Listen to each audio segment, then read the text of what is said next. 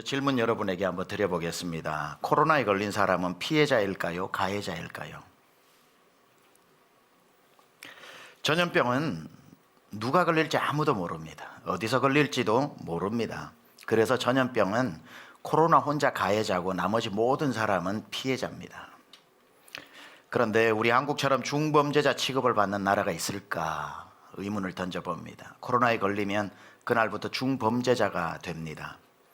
걸린 사람도 엄연히 피해자인데 가해자처럼 국가가 직접 나서서 매장시키는 나라는 또 몇이 될까 하는 생각도 해봅니다.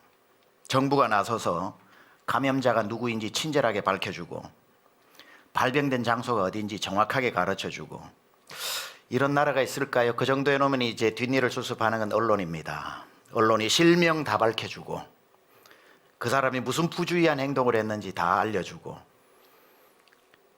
조사를 해서 헤드라인에 딱 자극적인 단어로 실어주면 그 다음부터는 이제 유튜브와 SNS가 나머지 신상 털기 해서 모든 것을 다 털어서 영원히 그 사람을 사회에서 매장시켜버리고 맙니다. 최근에 제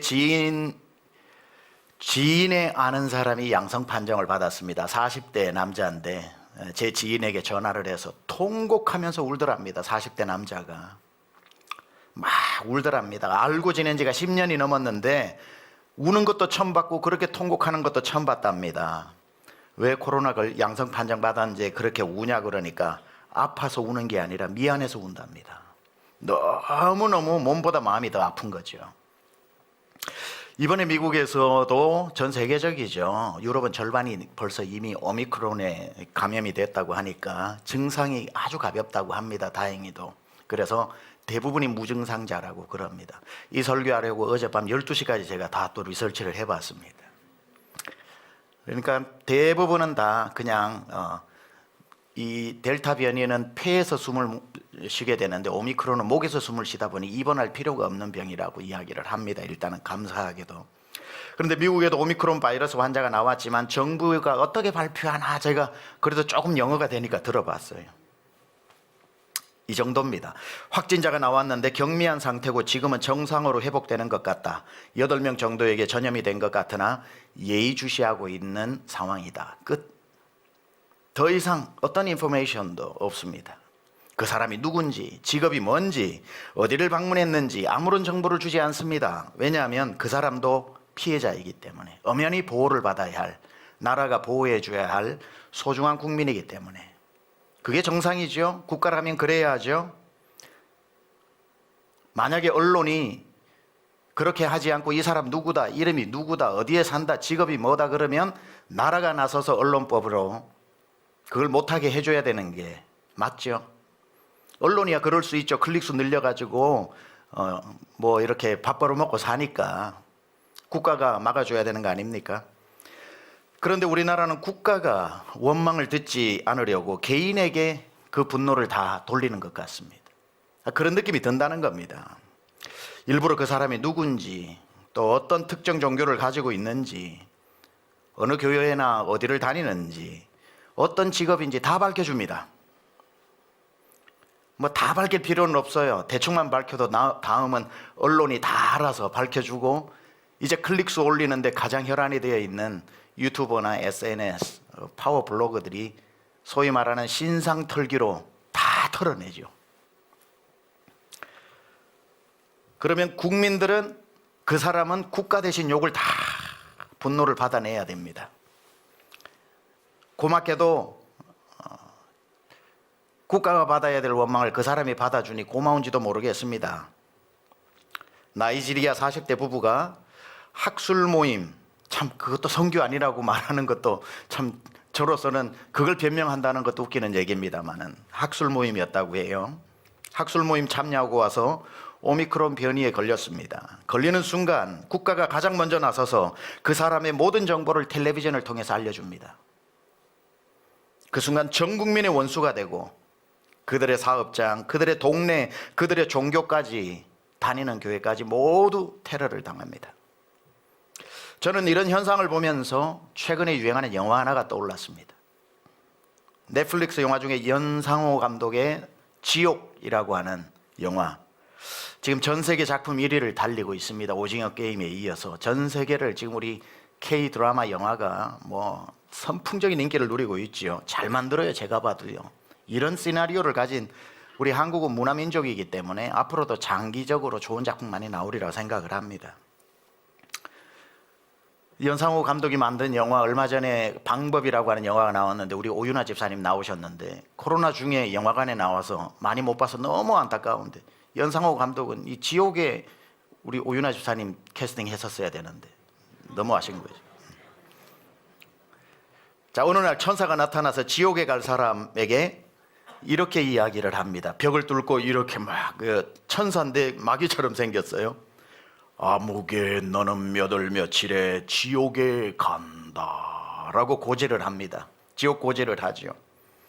고지를 받는 그때의 몇 월 며칠에 정확하게 3명의 괴물 같은 이 저승사자가 나타나서 그를 두들겨 패고 태워서 죽이는 정확한 그날에 일이 일어납니다. 그런데 그날이 오기 전까지 고지를 받은 사람은 그때부터 죽는 그날보다 지옥에 간다라고 하는 이유도 모르고 죄를 지었든 안 지었든 상관없이 낙인에 찍히게 되면서 전 국민들의 주목을 받고 그 사람은 죄인이 되고 맙니다.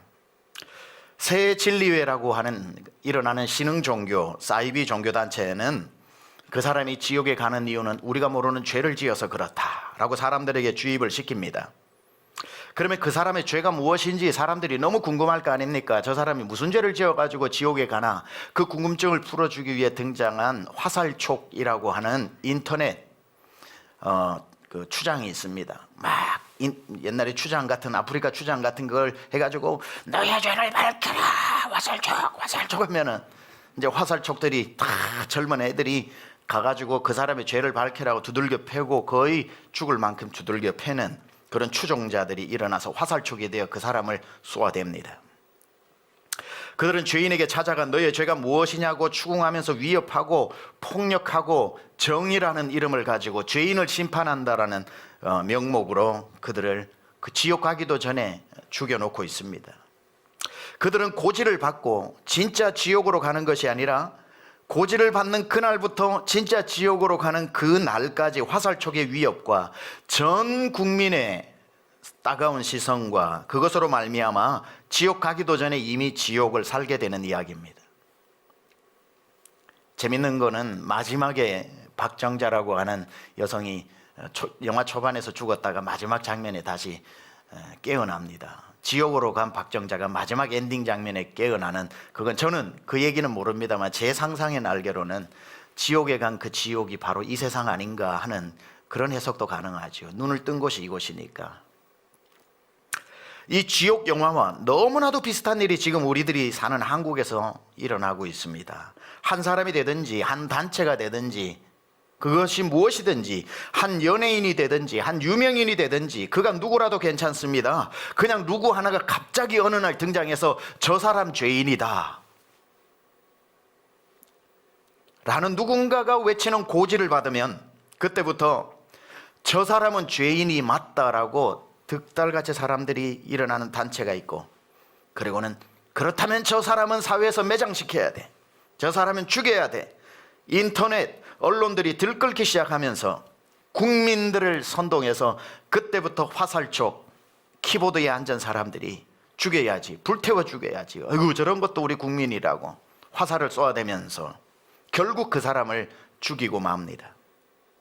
화살촉 같은 인터넷 악플러들은 그 죄인이 어떤 사람인지 모든 수단을 다 동원해서 신상털기를 하고, 누구 집 아들이고 자녀의 이름은 뭐고 자녀들은 어느 학교를 다니고 옛날에 무슨 일을 했고 어떤 전과가 있고, 결국에는 그 사람이 인생을 포기하도록 만들어 매장을 시키지요.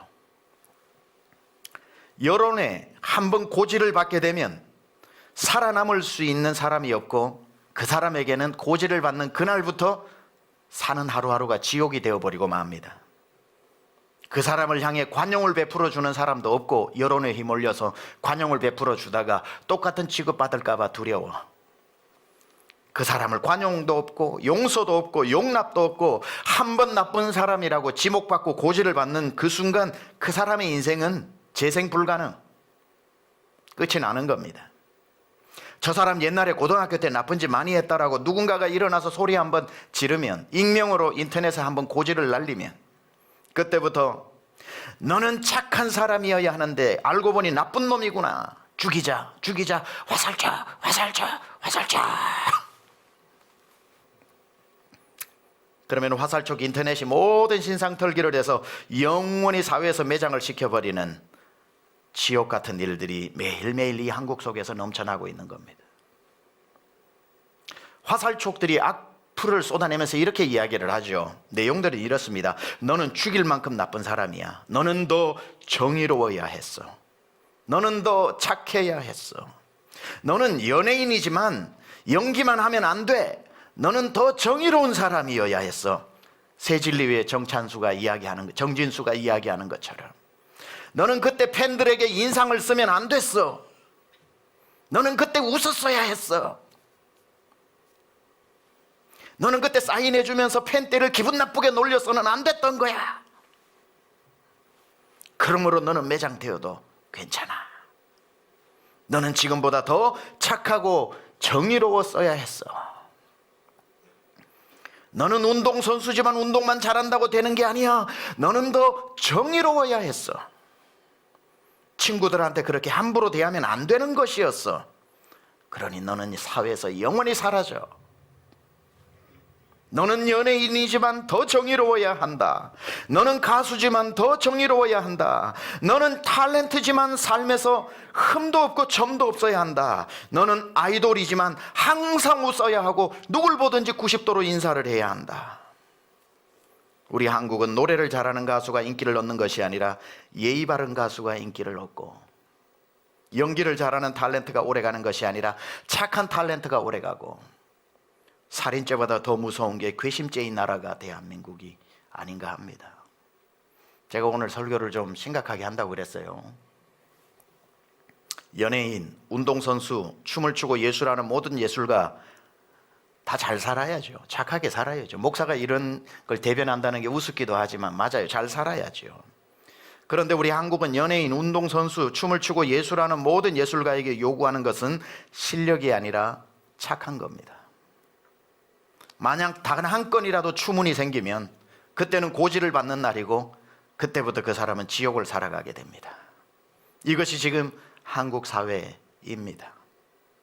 그런데 이 지옥 영화를 보다 보면 참 아이러니한 것은, 저 사람이 죄인이라는 고지를 받고 나면 그들을 심판하기 위해 달려가는 화살촉들이 그 영화에서는 가장 무자비한 비정의적인 사람, 정의를 심판하는 방법이 비정의적이었다는 거예요.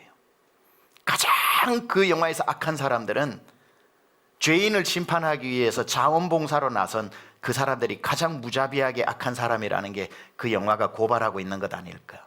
키보드 뒤에서 사람들에게 무참히 화살을 날리는 키보드 워리어들이 알고 보면 가장 악한 사람들이라는 것을 그 영화가 고소하고 있는 것은 아닌가.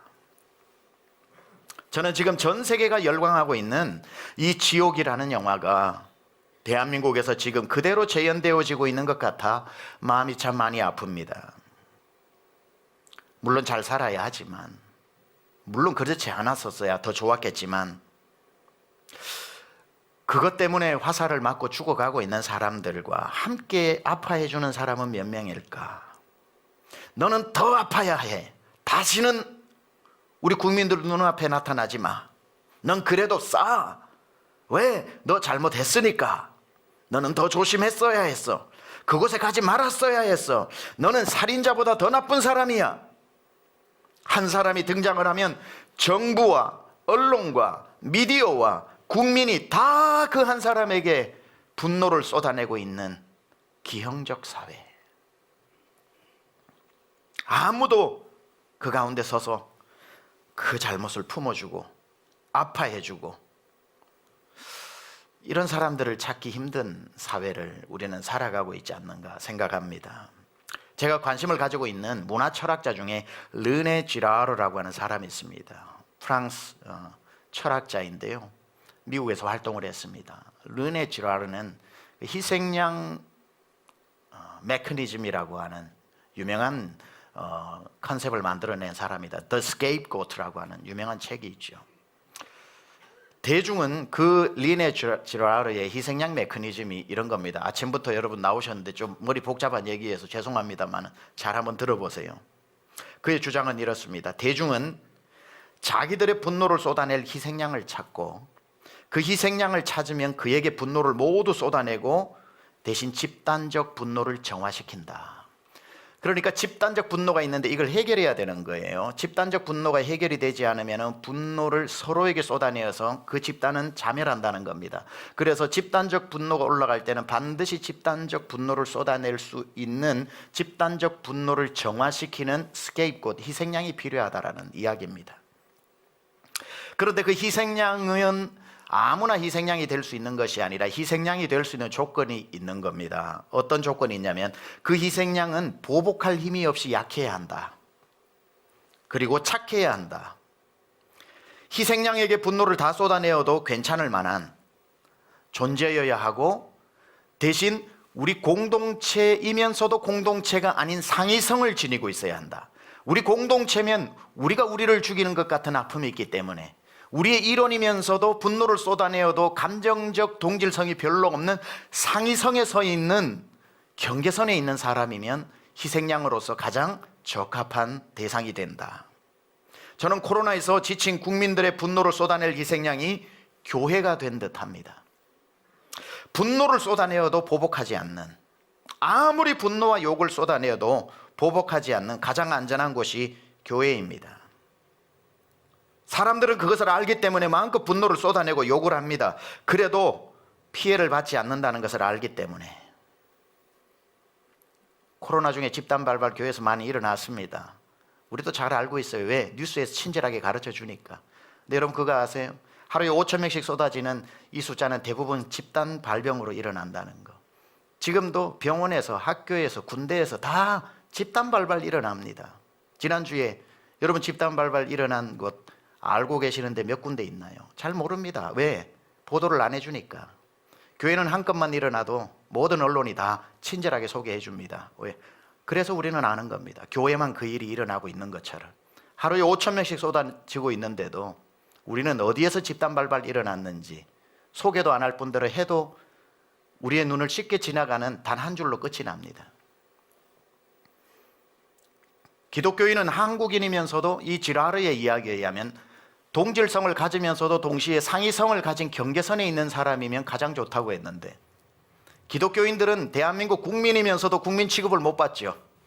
왜냐하면 예수쟁이이기 때문에. 맞아요. 우리의 존재성이 그겁니다. 정체성이. 국민이면서도 천국 시민이기 때문에 경계선에 서 있는 겁니다.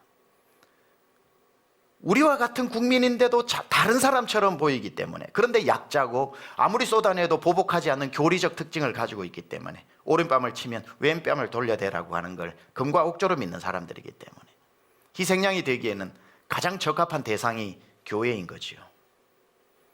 코로나의 분노를 쏟아낼 곳이 있어야 국민적 분노가 정제되는데 그의 가장 적합한 희생양이 누가 봐도 교회인 것입니다.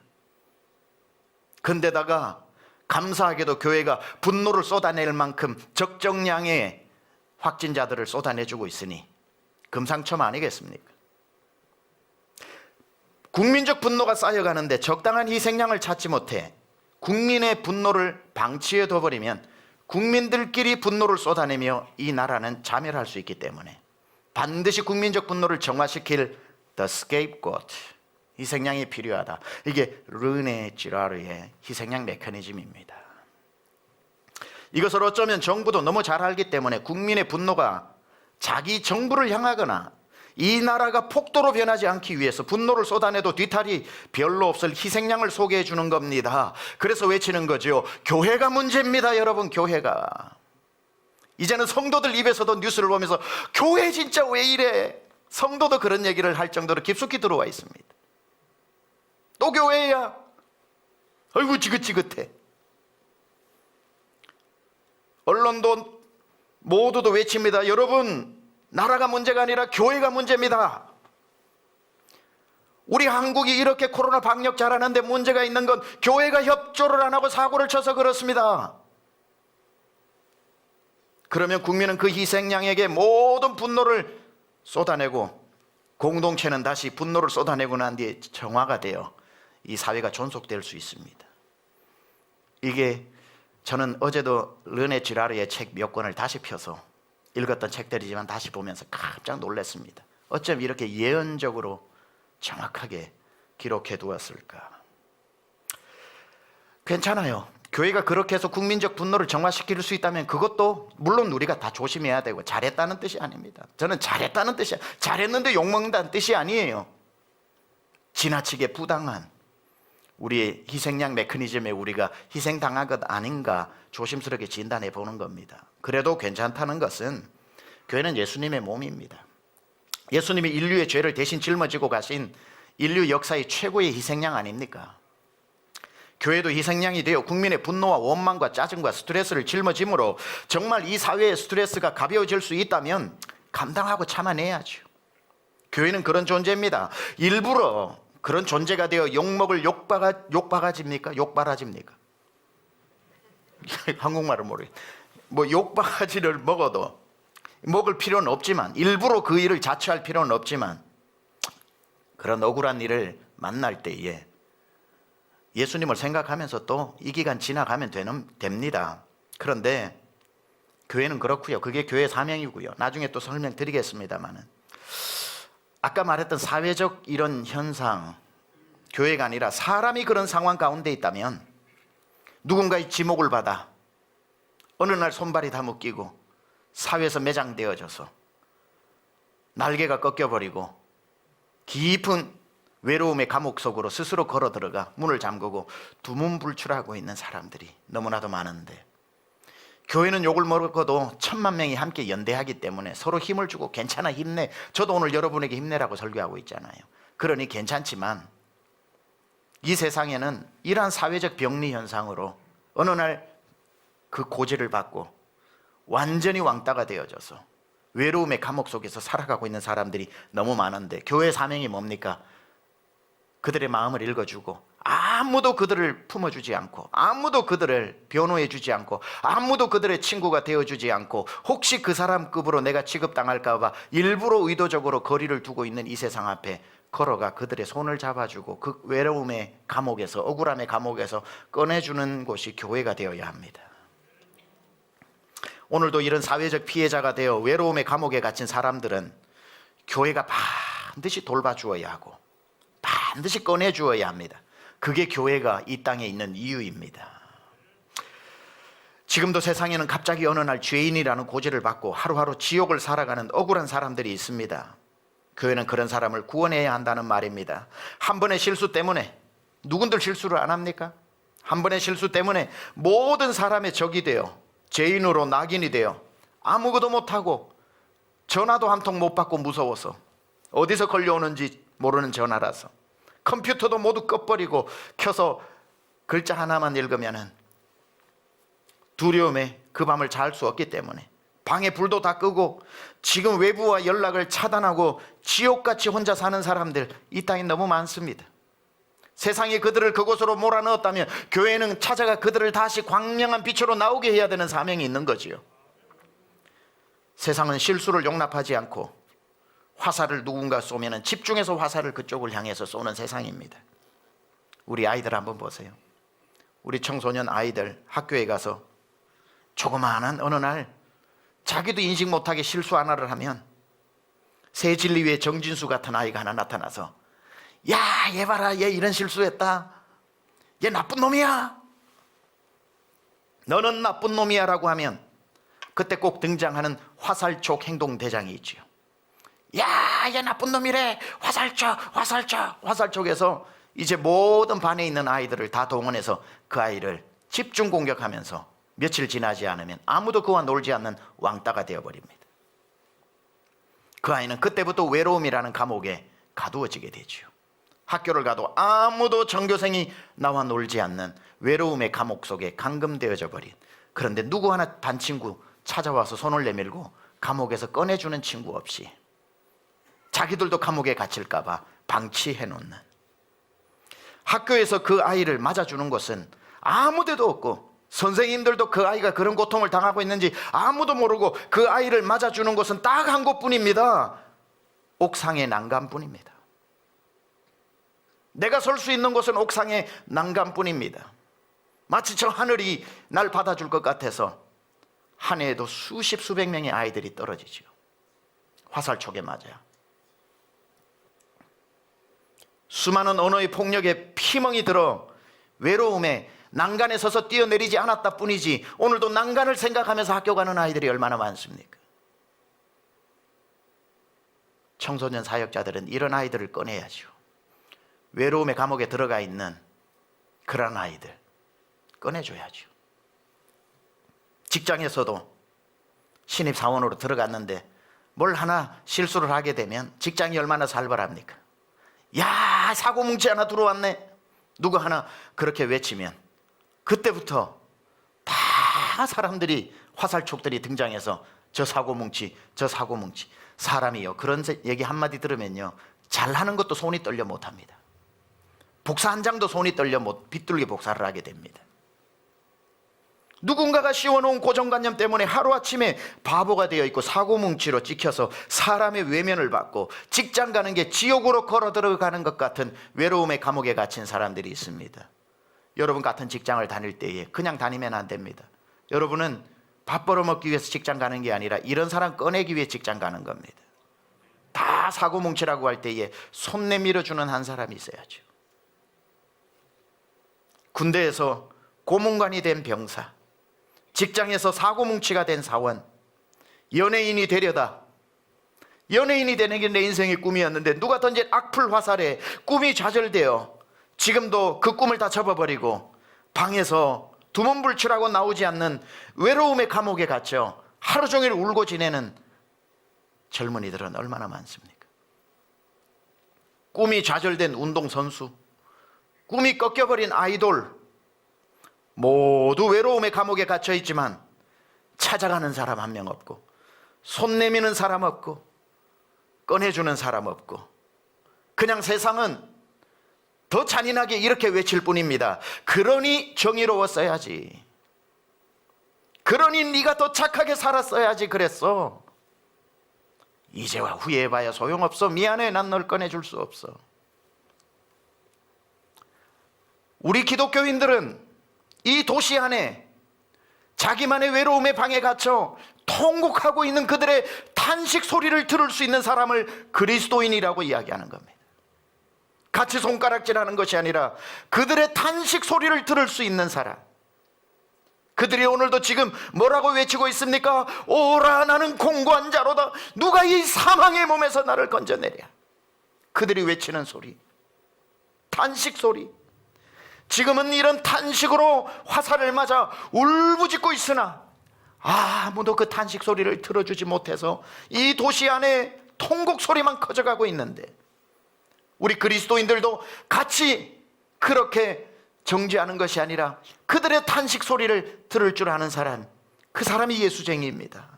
왜 예수 믿는 사람 직장 가면서 감옥 안에 직장 생활하고 있는 사람들을 뻔히 쳐다만 보고 혹시나도 묻어갈까 거리 두고 같이 어줍지 않은 손가락질을 해대면서 화살을 쏘아대는 그런 믿는 사람들이 이 세상에 얼마나 많은지. 탄식 소리를 들을 수 있는 한 사람만 있어도 그 사람 그 회사 옥상에 올라가 난간에 서지 않을 텐데,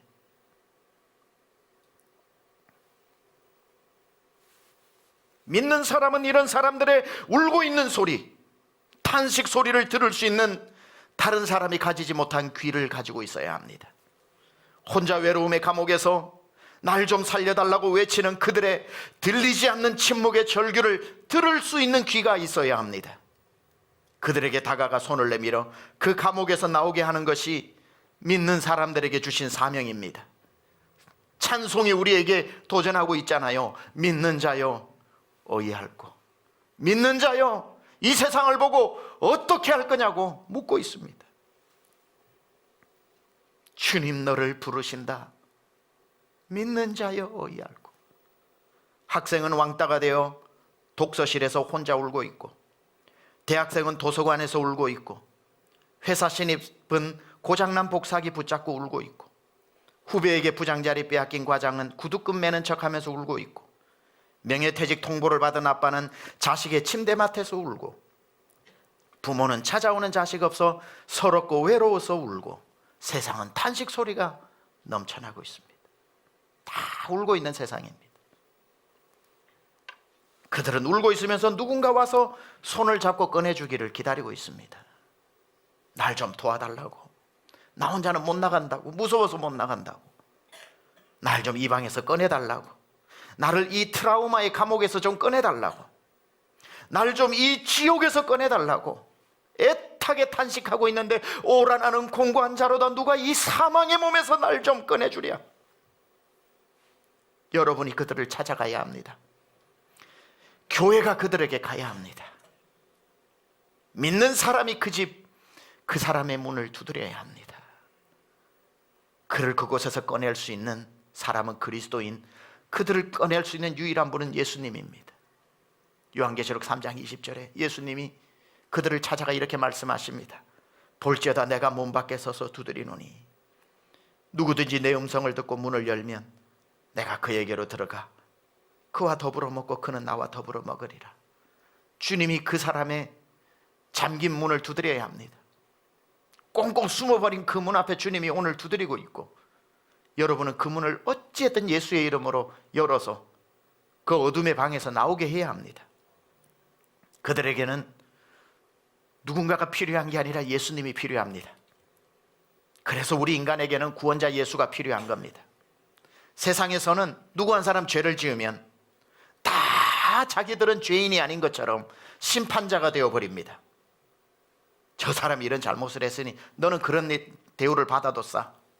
남의 죄를 고발하고 들추어내고 죄가 한 털만큼이라도 발견되면 온 세상에 알려서 그를 죽이기 바쁘고, 이런 세상에 그 죄와 허물을 덮어주기 위해 오신 분, 그 죄와 허물을 대신 가져가 주기 위해 오신 분, 예수님은 이런 우리의 죄를 대신 짊어지시고 우리의 슬픔도 우리의 외로움도 우리의 죄도 짊어지시기 위해 오셨는데, 세상에 이런 분이 어디 있습니까?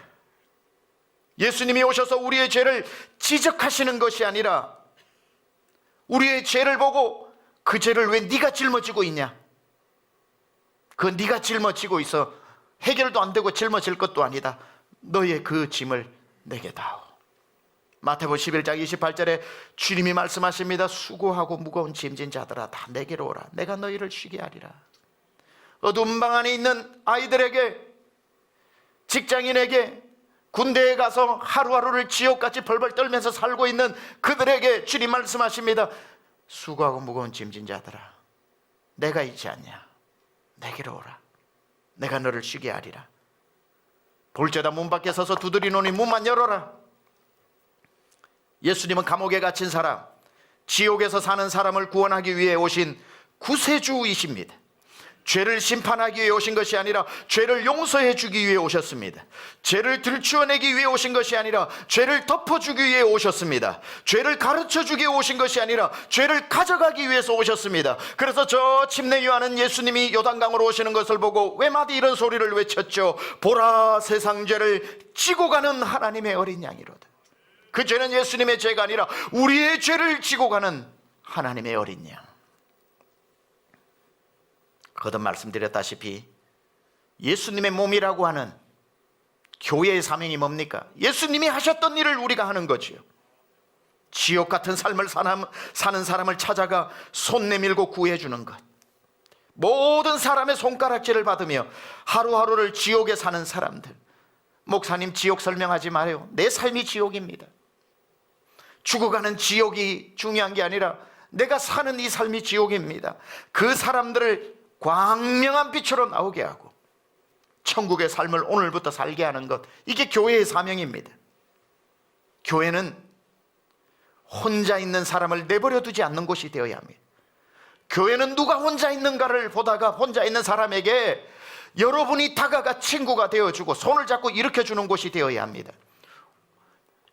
일전에 오늘 본문을 가지고 설교를 목장에서 많이 했기 때문에 깊은 주의를 하지 않고 오늘 이 얘기를 하기 위해서 지금까지 온 겁니다. 그저 오늘 말씀을 기억하면서 이 구절을 한번 교회의 사명이 무엇인지를 생각해 보는데, 9절에서 12절에 두 사람이 한 사람보다 나으면 그들이 수고함으로 좋은 상을 얻을 것입니다.